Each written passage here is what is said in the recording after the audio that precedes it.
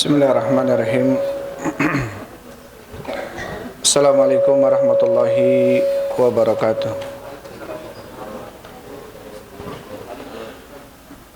Alhamdulillahilladzi arsala rasulahu bil huda wa dinil haq liyudhhirahu 'alad dini kullihi wa kafa billahi syahida. Wa asyhadu an la ilaha illallah wahdahu la syarika la iqraran bihi wa tauhida. Wa asyhadu anna Muhammadan abduhu wa rasuluh. Allahumma salli wa sallim ala nabiyyina Muhammadin wa ala alihi wa ashabihi ajmain, amma ba'd. Assalamualaikum warahmatullahi wabarakatuh. Ikhwan wa akhwati fillah, hafizakumullah, hadirin wal hadirat, jamaah salat maghrib yang sama-sama mengharapkan ridha Allah subhanahu wa ta'ala. Alhamdulillah, segala puji bagi Allah subhanahu wa ta'ala yang telah memberikan kepada kita kesempatan untuk melaksanakan sebagian kewajiban kita, yaitu salat maghrib berjamaah dilanjut dengan talabul ilm. Mudah-mudahan kedatangan kita ke majelis ilmu ini menjadi penyebab dimudahkannya langkah kita menuju surga Allah subhanahu wa ta'ala. Insyaallah kita lanjutkan pembahasan kita dalam Kitab I'adatil Marid wa Tashyi'il Mayyit, kitab menjenguk orang sakit dan mengiringi jenazah atau mengantarkan mayit. Kemudian kita masuk ke dalam babu salati alal mayyiti wa huduri dafnihi, bab mensalatkan mayit dan menghadiri pemakamannya, wal mukthu inda qabrihi ba'da dafnihi, dan diam sejenak di sisi kuburannya setelah pemakamannya.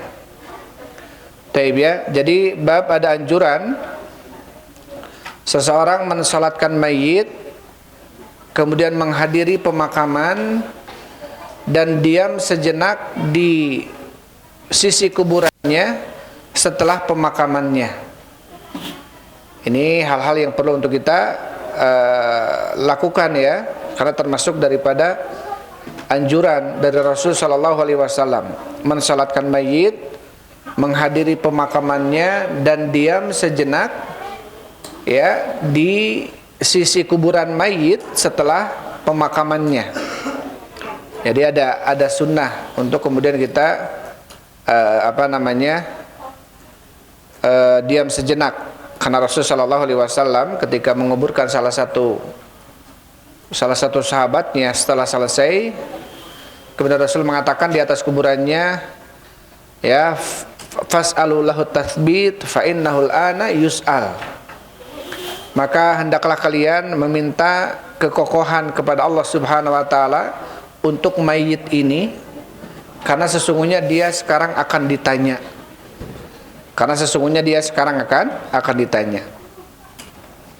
Jadi kita diam sejenak setelah pemakamannya, mengingatkan ya kepada hadirin agar kita mendoakan mayit.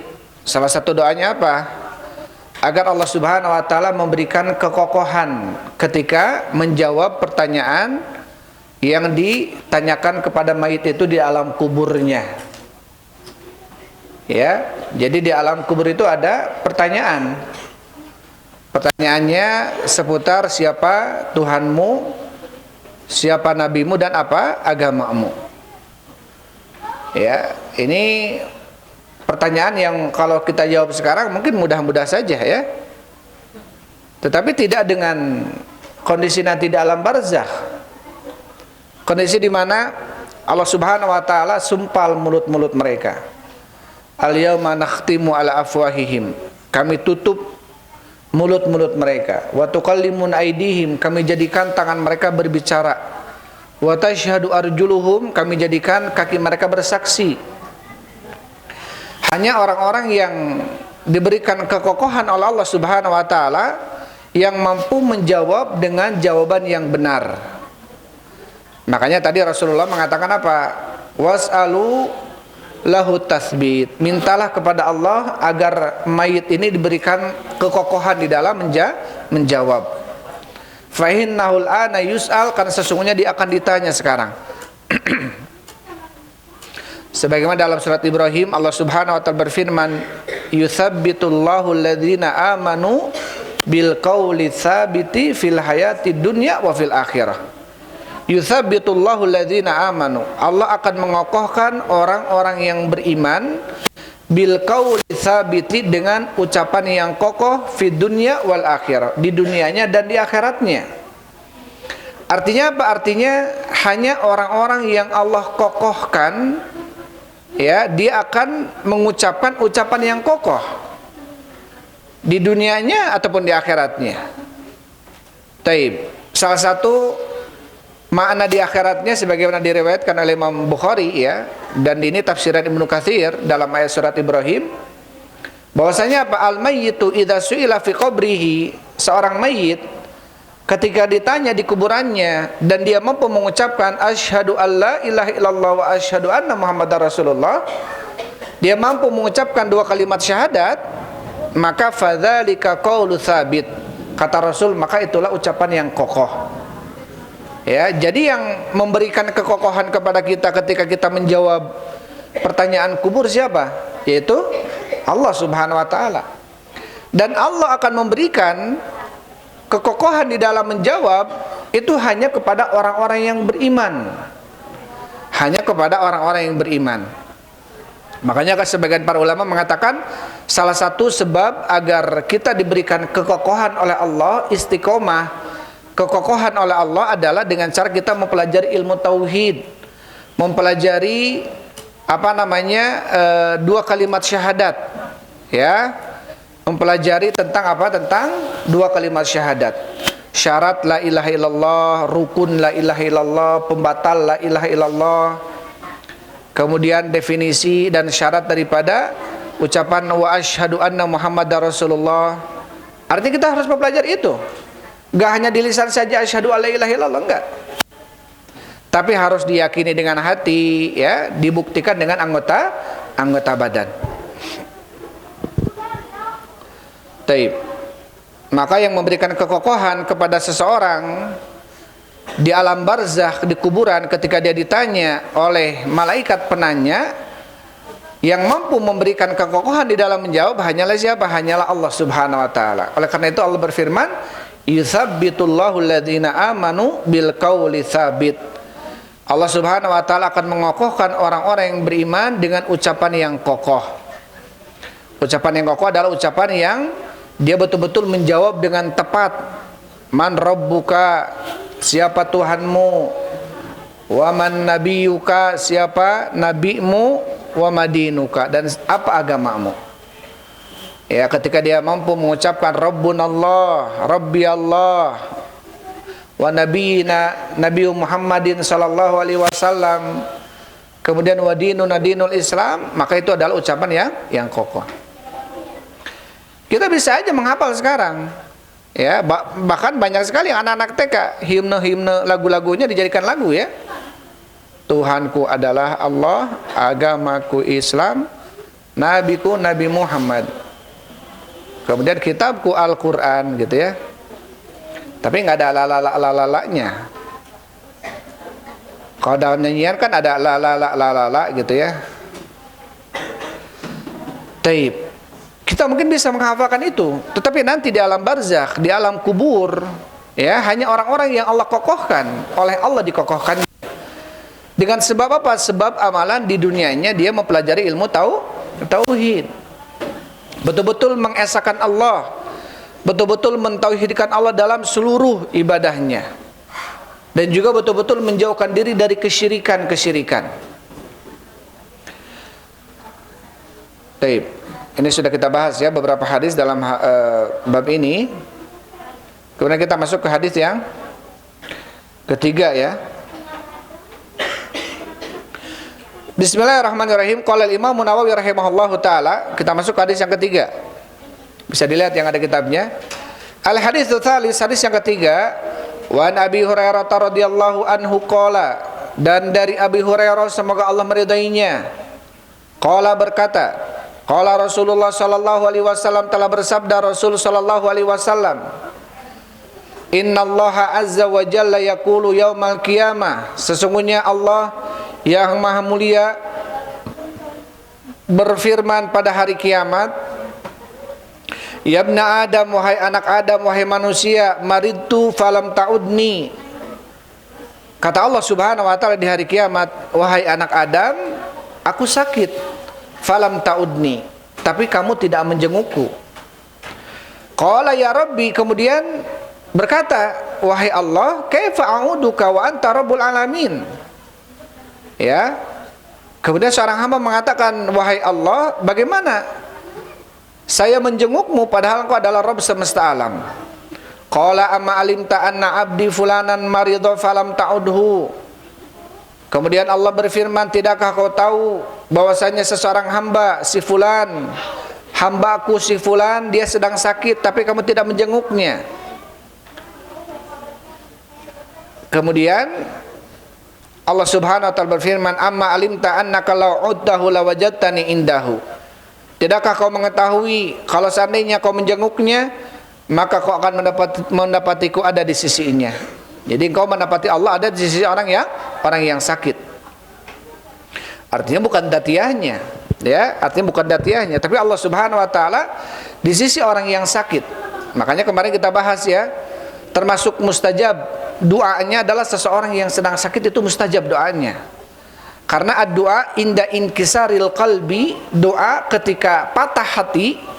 Karena orang yang sakit itu patah hatinya ketika sedih, ketika tertimpa musibah, ya, ketika sempit hatinya, dan dia berdoa kepada Allah subhanahu wa ta'ala, maka dia diijabah. Apalagi orang yang sedang sakit, karena Allah ada di sisinya. Makanya Allah berfirman, anna inda dhanni abdi bi falyadun bi masya.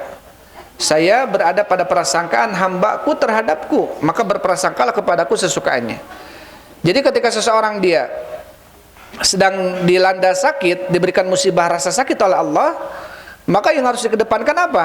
Dia berhusnudzon. Ya, dia berhusnudzon kepada Allah subhanahu wa ta'ala.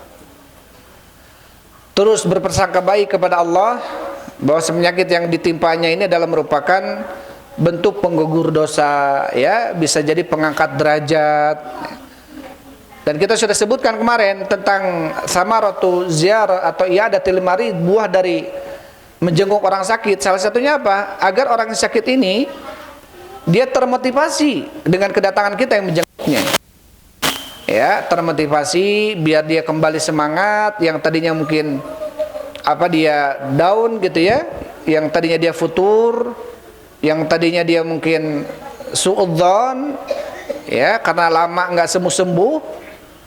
Maka ketika kita datang memberikan kesabaran, ya, mendoakan dan lain sebagainya, dia akan kembali lebih semangat gitu, ya.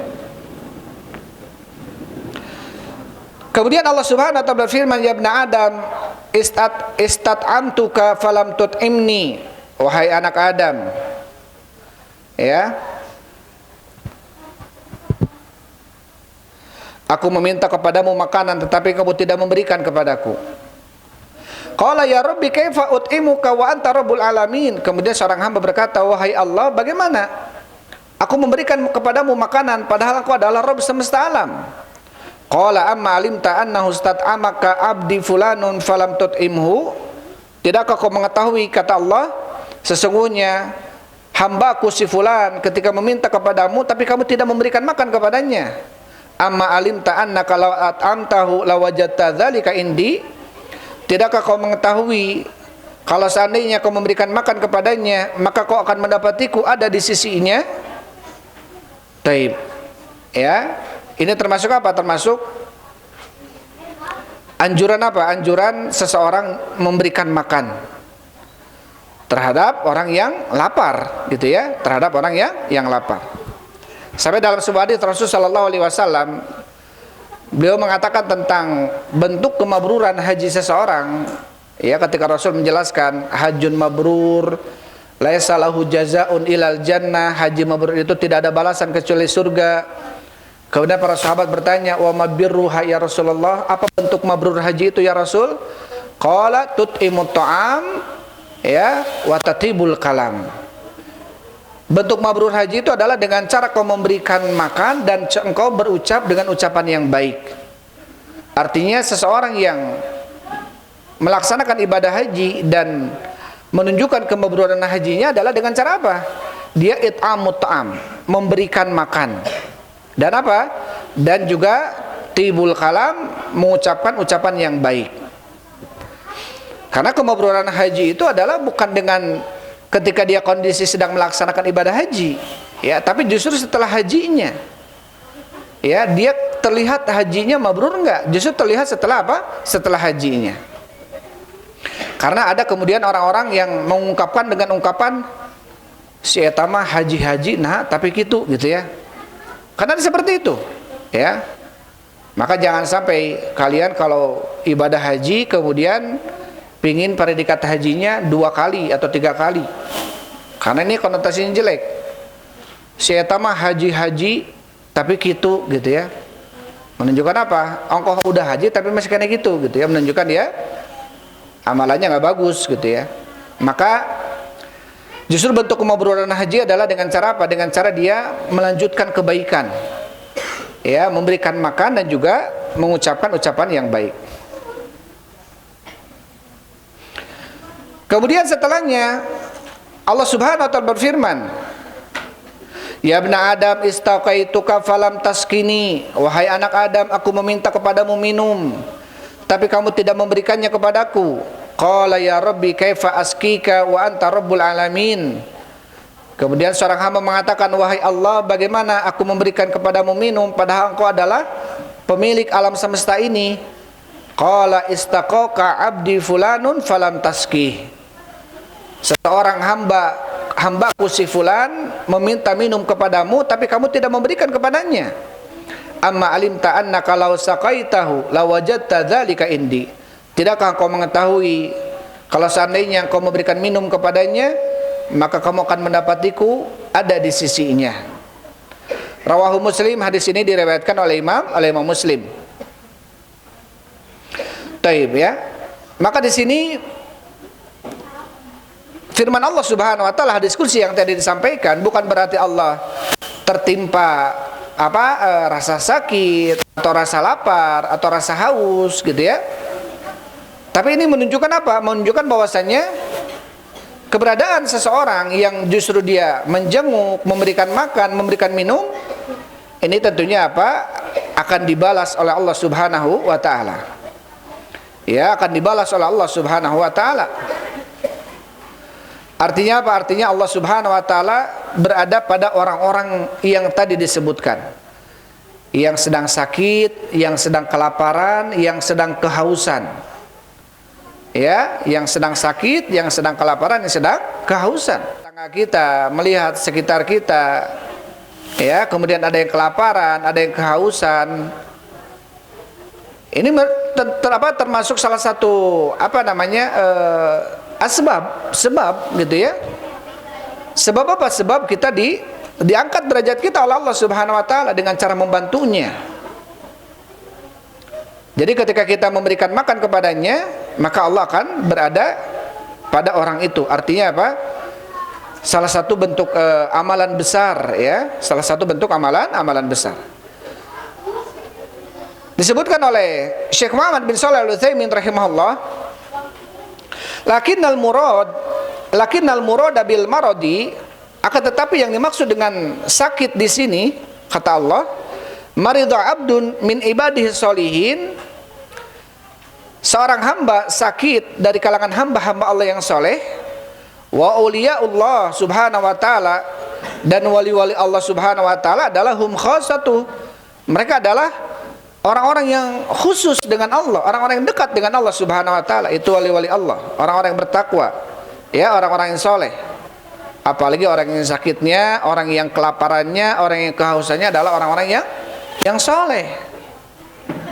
La yakulut ta'amaka illat taqi, ya, wa la yajlis ma'aka illat taqi. Tidak boleh memakan makananmu kecuali orang bertakwa. dan kamu tidaklah duduk dengan seseorang kecuali dia orang yang bertakwa. Artinya jangan sampai yang memakan makanan kita justru orang-orang yang tidak bertakwa. Sudah sama dia bertakwa dalam kondisi lapar, maka tentunya ini perlu untuk kita perhatikan. Karena apa? Ketika kita membantu, ya, wali-wali tersebut, itu orang-orang soleh gitu ya, karena orang soleh itu wali Allah subhanahu wa ta'ala. Ala inna awliya Allah la khaufun alaihim wa lahum yahzanun alladzina amanu wa kanu yattaqun. Siapapun dia, ketika dia beriman, ketika dia bertakwa, maka bisa disebut dengan seorang wali. Jadi wali itu jangan sampai kemudian kita mengira wali itu kalau sudah pakai sorban besar di kepalanya, pakai jubah putih, jenggotnya panjang, pakai tongkat, baru dia wali. Kalau enggak wali. Enggak seperti itu. Mau wali songo, mau wali siapapun, setidaknya wali itu adalah seseorang yang dekat dengan Allah. Dekat karena apanya? Karena amalan ibadahnya. Ya, karena ahlul Quran adalah ahlullah. Ahlul Quran adalah ahlullah. Ya, kelompoknya Allah subhanahu wa ta'ala. Ketika dia menghafal Al-Quran, mengamalkannya, mendakwahkannya. Begitu pula orang-orang beriman. Ala inna awliya Allah la khaufun alaihim walahum yahzanun. Ketahuilah dalam surat Yunus, ketahuilah sesungguhnya wali-wali Allah tidak ada rasa takut bagi mereka, dan mereka tidak ada rasa sedih. Siapa wali Allah? Alladzina amanu wa kanu yattaqun. Orang-orang yang beriman dan mereka bertakwa. Maka siapapun ketika kita melihat dia beriman dan bertakwa, mengamalkan perintah yang jauhi larangannya, berarti dia bertakwa. Karena definisi takwa apa? Imtithalul awamir wajtinabu nawahi. Apa definisi takwa? Definisi takwa itu adalah mengamalkan perintahnya, menjauhi larangannya. Jadi kalau kita lihat ada orang mengamalkan perintah Allah, sholat, puasa, sedekah, pokoknya dia mengamalkan seluruh perintah Allah. Di sisi lain juga dia menjauhi larangan Allah, gitu ya. Apapun yang dilarang sama Allah dia menjauhinya. Berarti dia termasuk kategori orang yang bertakwa. Karena mengamalkan perintah, menjauhi larangan. Berarti dia masuk ke dalam kategori apa? Wali Allah subhanahu wa ta'ala. Makanya kalau kita lihat ada wali seperti ini, ada orang seperti ini, dia beriman, dia bertakwa, mengamalkan perintah, menjauhi larangan, dia masuk ke dalam kategori takwa, berarti dia waliullah. Maka tidak boleh kita menyakitinya. Baik menyakiti dengan lisan kita, menyakiti dengan perbuatan kita. Sebagaimana Allah subhanahu wa ta'ala berfirman, man adali waliyan faqad adzantuhu bil harbi. Ada siapa itu?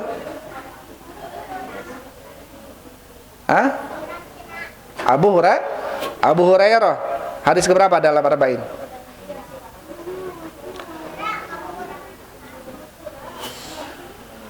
Man adali waliyan faqad adzantuhu bil harbi. Inna kataib. Gimana hadis sebelumnya? Wala yazalu 'abdi yataqarrabu ilayya bin nawafil hatta uhibbah. Fa idza ahbabtuhu kuntu sam'ahu alladhi yasma'u bi, wa basarahu alladhi yubsiru biha, wa yadahu allati yabtashu biha, wa rijluhu allati yamshi biha. Wala in sa'alani la'utiyannahu wa lan ista'adani la'u'idannahu. Hadis keberapa? Tiga empat, 35 kalau salah ya. Man adali waliyan faqad adzantuhu bil harbi. Barang siapa yang memusuhi waliku, kata Allah, barang siapa yang memusuhi waliku, maka saya umumkan kepadanya perang. Siapapun yang memusuhi Allah, berarti siapa wali Allah di sini? Berarti siapa tadi? Orang yang beriman dan bertakwa. Siapapun yang memusuhi Allah, yaitu wali Allah, yaitu orang beriman dan bertakwa, maka apa? Kata Allah, saya umumkan perang dengan dia. Diumumkan peperangan oleh Allah. Bagi siapa? Bagi yang menyakiti wali Allah. Berarti bagi yang menyakiti orang beriman dan orang bertakwa. Maka hati-hati. Hati-hati daripada kita menyakiti orang beriman dan bertakwa. Karena mereka termasuk wali Allah. Ya.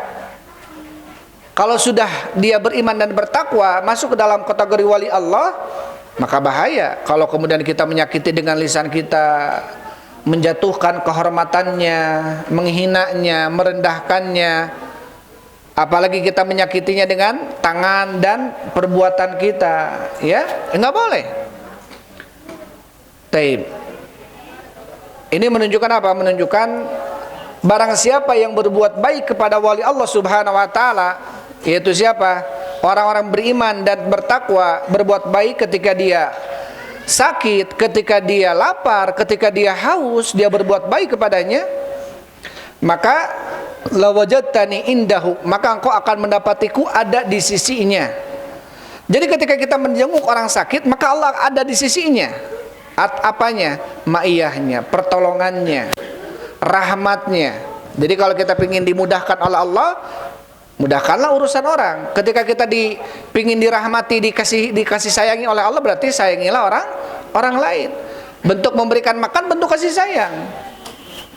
Sampai Rasulullah SAW mengatakan, irhamu man fil ardi yarhamuka man fis sama. Sayangilah oleh kalian apa-apa yang di bumi, maka Allah, zat yang ada di langit, akan menyayangimu. Ini umum. Siapapun yang ada di bumi, maka kita berikan kasih sayang, maka kita akan disayangi oleh zat yang ada di langit, itu siapa? Allah. Apalagi yang ada di buminya ini orang beriman, bertakwa, wali Allah Subhanahu wa taala. Ya, lebih-lebih gitu. Sama kita ingat dengan hadis, ya, seorang bahagia yang pelacur kemudian mendapatkan seekor anjing yang kehausan. Dia kemudian mengambil sepatunya, mengambil air dan kemudian memberikan minum kepadanya. Maka orang tersebut apa? Dimasukkan ke surga. Gara-gara apa? Menyayangi seekor hewan. Yang kita tahu anjing makhluk yang najis gitu ya. Tapi ketika ada rahmat, ketika ada bentuk kasih sayang kepada makhluk Allah Subhanahu wa taala, maka inilah yang akan kemudian menyebabkan dia pun disayangi oleh Allah Subhanahu wa taala. Ya. Dalam hadis Rasulullah SAW mengatakan, innama yarhamullahu min ibadihi ruhama. Sesungguhnya Allah Subhanahu wa taala akan menyayangi hamba-hambanya yang penyayang. Jadi kalau kita penyayang, maka insya Allah disayangi. Tapi kalau kita nggak penyayang, Allah pun nggak akan menyayangi. Ya. Ketika kita memudahkan urusan, Allah pun akan memudahkan urusan kita. Man yassara ala mu'sirin. Hadis keberapa tuh? Man yassara ala mu'sirin yassarahullahu fid dunya wal akhirah. Barang siapa yang memberikan kemudahan kepada orang yang mempunyai kesulitan, Allah akan mudahkan urusan dia dunianya dan akhiratnya. Wa man satara musliman satarahullahu fid dunya wal akhirah. Barang siapa yang menutup aibnya orang muslim, Allah akan tutup aib dia dunianya dan akhiratnya. Tilu berapa? Tilu puluh berapa? Ah, ini kalian harus merajaah lagi nih ya. Tilu 36. Mana Abu Ahmad? Ini lah lulus tuh ujiannya ya. Lulus kumaha kalau itu kan. Hadis ke-36 ya. Harus di luar kepala hadis-hadis arba'in itu. Jadi ketika kalian istinbat gitu ya, istinbat itu mengambil hukum, dalilnya ingat. Jangan imak kemudian aduh pernah hafal ya. Ting di mana gitu eta mah. Nanti ditanya hafal arba'in. Ketika ditanya, wah lupa deui, dulu pernah hafal dulu. Itu mah bukan hafal atuh. Pernah hafal. Makanya di sininya pun bukan hafid tapi pernah hafid.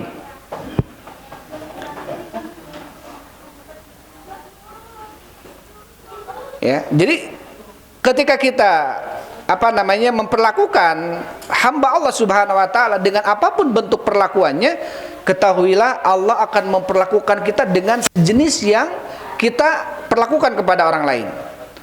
Innallaha sayu'amilul ibad kama amalu bihil ibad.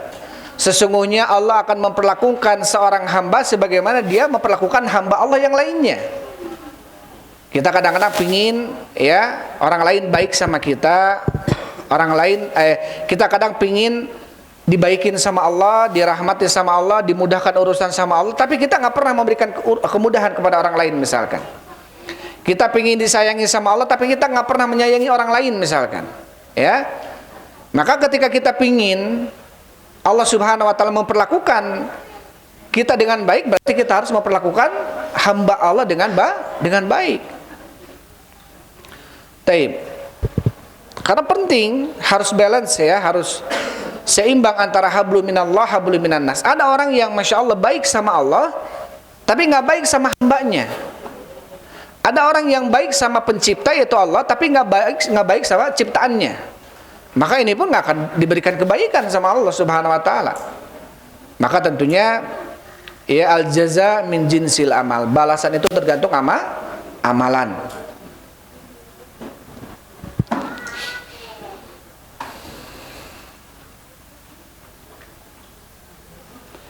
Dan kemarin disebutkan apa hukumnya iyadatul marid. Kemarin siapa yang nulis? Ya, apa hukumnya menjenguk orang sakit? Fardu kifayah. Apa tuh fardu kifayah? Kian apa fardu kifayah? Kalau tidak semua berdosa. Kian. Taib. Jadi fardu kifayah itu adalah sebuah kewajiban ketika semua tidak melakukan, maka tidak ada yang melakukan, maka semua bisa berdosa. Jadi fardu kifayah ini adalah kewajiban yang sifatnya kifayah. Ketika ada salah satu melakukannya, maka bagi yang lainnya gugur. Tapi bukan berarti iyadatul marid, menjenguk orang sakit ini fardu kifayah. Orang lain udah pada menjenguk, sudahlah kita nggak ngejenguk. Nggak seperti itu ya. Karena kita melihat bagaimana keutamaan orang menjenguk, ya, bagaimana mustajabnya orang yang dijenguk, ya, bentuk apa? Bentuk kita memudahkan urusan, bentuk kita menyayangi saudara, ini menjenguk. Ketika kita ingin disayangi sama Allah, berarti salah satu bentuknya apa? Kita sayangi hamba Allah. Apalagi yang sakitnya orang beriman, orang bertakwa, ya. Ini perlu untuk kita menjadi perhatian bagi kita. Karena ketika tidak ada seorang pun yang menjenguk orang sakit, dan kita tahu dia sakit, tapi nggak ada satupun yang menjenguknya, ini kita yang tahu ini bisa dosa nih. Kita yang tahu bisa dosa. Taib, karena kita tahu. Orang lain nggak akan dosa karena nggak tahu. Karena itu fardu kifayah.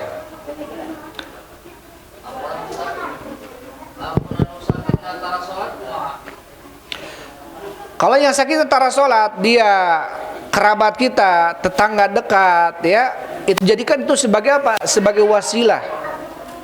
Dia mudah-mudahan dengan dijenguk itu dapat hidayah. Datangin dia. Kalau bisa kasih hadiah ketika menjenguknya.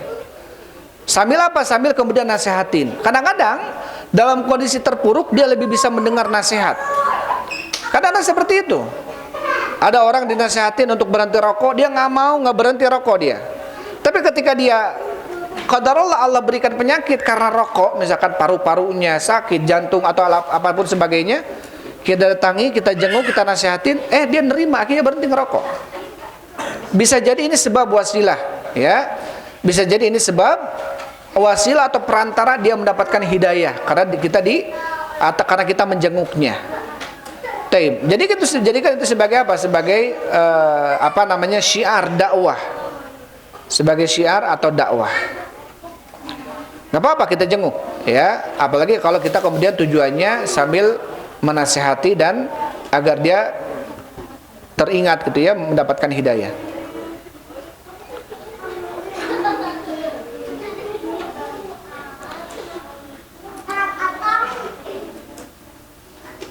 Kemudian kata Syekh Muhammad bin Shalih Al-Utsaimin rahimahullahu taala, wa syahidu min hadzal hadithi al-jumlatul ula. Dan syahid daripada hadis ini, hadis yang keempat ini ya, dibawakan oleh Imam Nawawi rahimahullahu taala, yaitu kalimat yang pertama. Apa itu?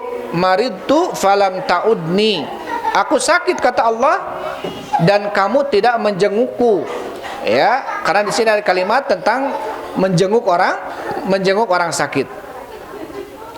Kata Syekh Utsaimin rahimahullahu taala, fihi dalilun, di dalamnya ada dalil alastihbabi iyadatil marid, ya, termasuk mustahabnya menjenguk orang yang sakit. hadza wala nansa ma sabaqa min annal insan idza adal maridha yanbaghi alaihi an yas'alahu an halihi. Tentunya kita tidak boleh lupa sebagaimana telah lewat penjelasan, apabila seseorang menjenguk orang sakit maka sepantasnya dia menanyakan tentang kondisinya, tentang kesuciannya, tentang bagaimana berwudunya, bisa nggak dia berwudu gitu ya. Intinya membantu dia, mengingatkan sholatnya bagaimana, ya, bagaimana caranya dia sholat kalau tidak berdiri, kita ajarkan seperti itu. Kemudian apa? Juga sepantasnya yang orang menjenguk itu mengingatkan dia untuk memakmurkan waktu-waktunya dengan berzikir, ya, dengan beristighfar atau baca Al-Quran. Kalau tidak dia mendengarkan murattal, taib, atau memberikan nasihat-nasihat yang baik dengan mengatakan la ba'sa tahurun insyaallah, nggak apa-apa, sabar aja ya, bersih dosanya dengan ujian ini, mudah-mudahan insyaallah gitu ya. Karena tentunya penyakit bisa menghapuskan dosa kalau dia bersabar.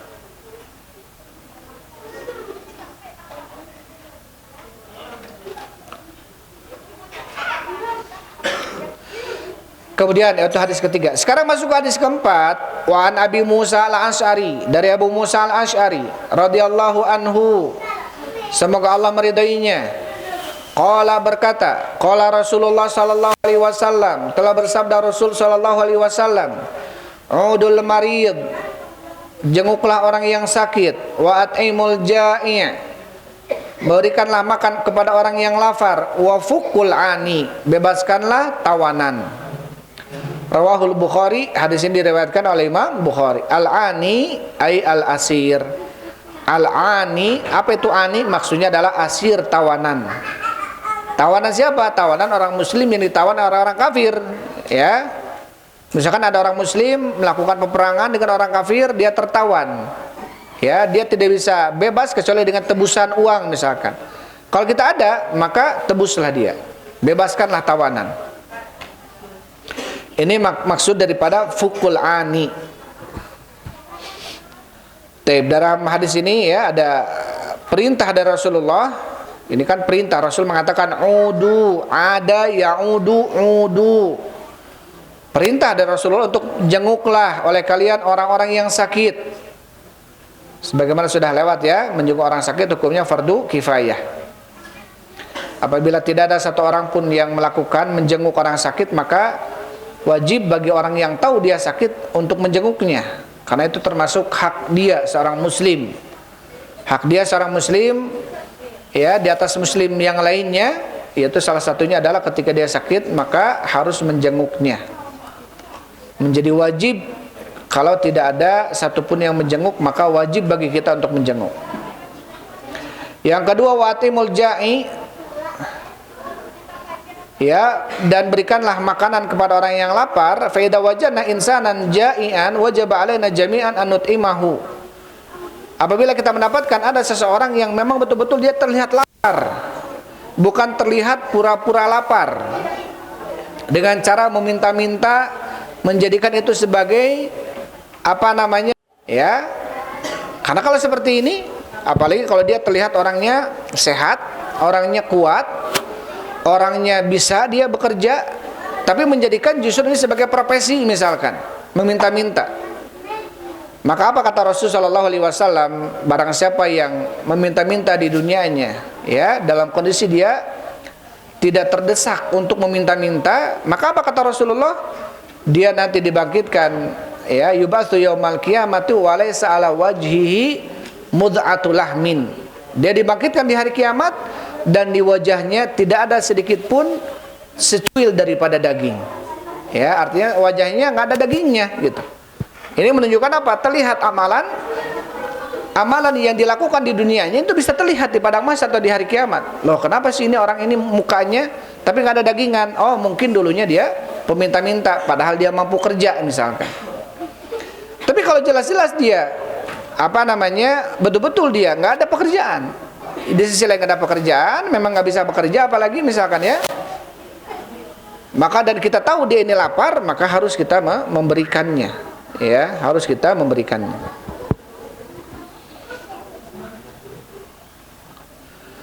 Taib. Kemudian kata Syekh Utsaimin rahimahullah, wa itamuhu fardu kifayatin idza qama bihi man yakfi. Dan juga memberikan makan ini adalah merupakan fardu kifayah kalau memang sudah ada yang fardu kifayah. Ketika ada orang yang menunaikan ini, maka yang lainnya jatuh, maksudnya gugur ya kewajibannya. Kalau tidak ada satupun bisa dosa gitu ya. Kalau jelas-jelas dia ternyata memang lapar.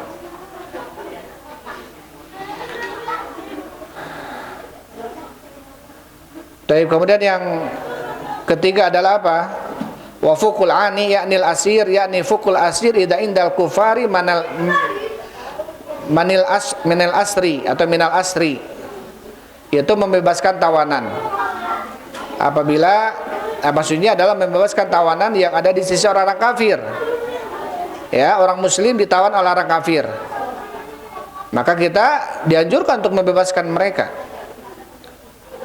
Faidah tatafal kufaru rajulan musliman, apabila orang-orang kafir menawan seseorang muslim, wajib alaina an nafukka asrahu, maka wajib bagi kita untuk membebaskan tawanannya.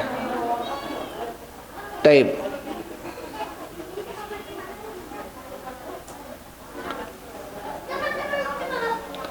Dan sudah kita disebutkan ya hadis tentang apa?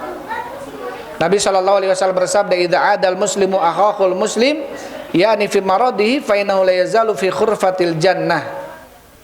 Apabila ada seorang muslim menjenguk muslim yang lainnya, ya, maka dia senantiasa berada pada khurfatul jannah. Kila dikatakan, apa itu khurfatul jannah ya Rasulullah? Qala janaha. Khurfatul jannah adalah kebun-kebun surga. Jadi ketika kita menjenguk orang sakit, berarti kita seperti sedang di kebun surga, ya, sedang di kebun surga. Tentunya keutamaan ya.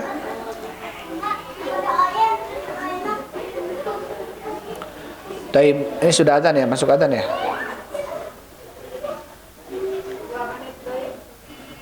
Ya ada matinya.